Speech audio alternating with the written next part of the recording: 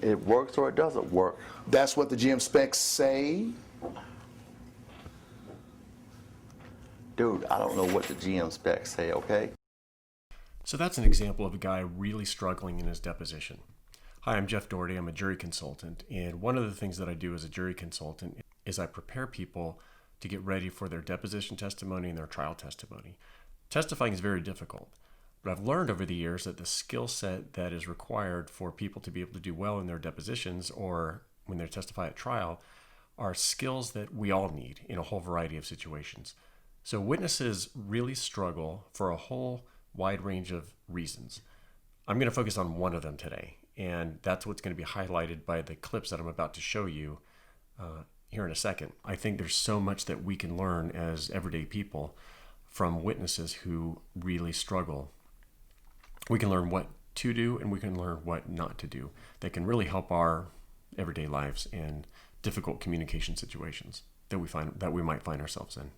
So I want you to take a look at his body language, his demeanor, listen to his tone of voice, and just his overall attitude, and see if you can figure out what is causing him to do so poorly.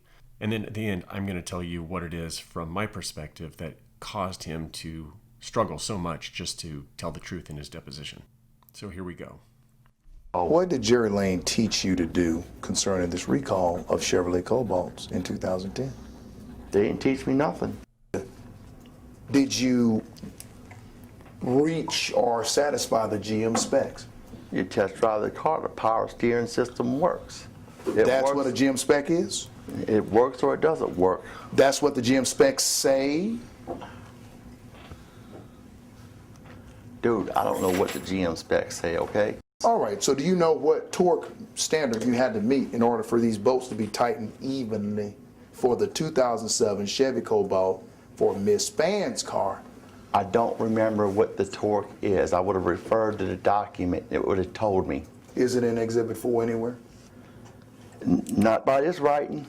All right, and do you remember today the specific number as you sit here today?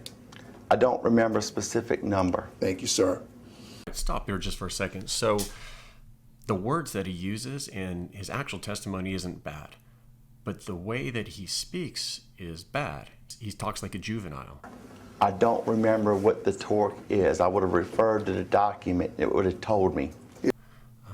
He's annoyed. He's rocking forward and backward in his chair. His head is tilted to the side. It just doesn't look good. But the words themselves aren't that bad. He's asked about the torque specifications. And all he has to do is say, as I sit here right now, I can't remember exactly what the torque specifications are, but I would just go to the manual and look them up, and then I would just tighten them down according to the specifications. And that would be fine if you said it like that. But instead, he looks frustrated, he looks annoyed, and overall, it's just the way that he gives his testimony that's bad.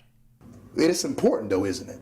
Because it can affect the function of the actual motor, the actual power steering campaign.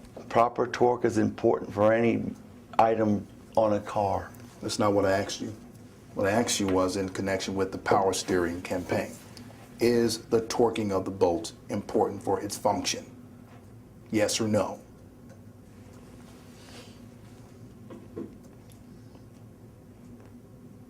That question goes beyond my skill level. Thank you. Okay, there, his words aren't that bad. It's not what he says that's bad, it's how he says what he says that's bad. If it's true that the question goes beyond his skill level, all he has to do is say, that's actually outside my training, so I can't give you an answer to that. And that would be okay, but look at the way he looks. Look at his face. Think about the tone of voice, the way he holds his head. That all looks bad, and why that's important is because these clips can be shown to a jury, and if they see that, or if he testifies like this on the witness stand, the jury's not going to like him. If jurors see behavior that they interpret as bad, they're going to think the testimony is bad.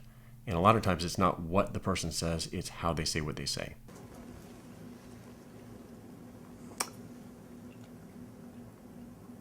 I f***ed up, okay?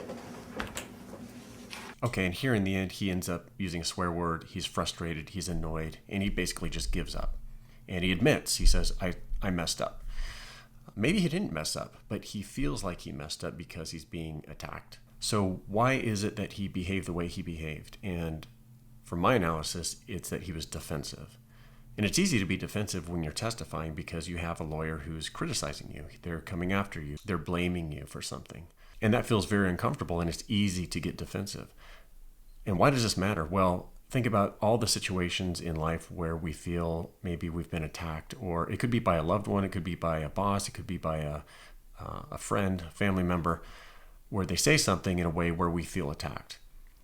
Well, if we behave like this guy, if we act defensive, that doesn't help anything. So next time somebody says something that you interpret as negative or as a critique or a criticism, or they say something that makes you feel defensive, think about this guy. And remember, don't behave the way this guy behaved, because it's not going to help anything. So defensiveness, be careful about defensiveness. Remember, it's not always what you say, it's how you say what you say that is going to help or hurt your position. So I hope you found this interesting, enjoyable, fun to watch. If you enjoyed this content, subscribe to my channel. Thank you for watching, and I will see you next time.